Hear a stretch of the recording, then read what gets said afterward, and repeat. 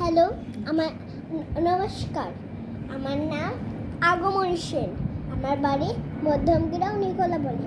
আজ আপনাদের একটা করোনা বিষয়ে আমি কিছু বলতে চাই আপনাদের। তাহলে করা যাক।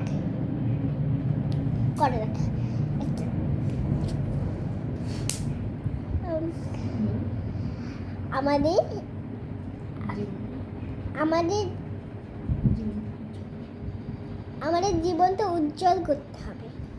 আমাদের মাস্ক পরতে হবে, আর বাইরে থেকে কিছু আনলে সেটা লোভ করা মতো উচিত না।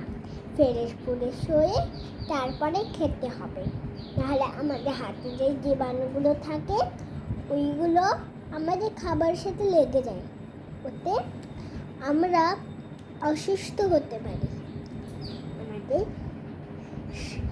অসুস্থ না হয় ভালো, আমরা অসুস্থ হলে আমাদের ভালো উচিত হবে না।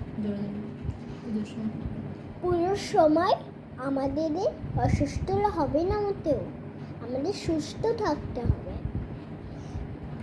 আর ঠাকুর না দেখলেও চলবে। এই বছর পরের বছর তো ঠাকুর আসবেই, এই বছর থাকলে লাগলে কি আসে বা। আমাদের তো করোনাকে দূর করতে হবে। করোনা আজকে ঠাকুর না দেখলে কালকে তো ঠাকুর দেখতে পাবো আমরা, এর জন্য বলছি।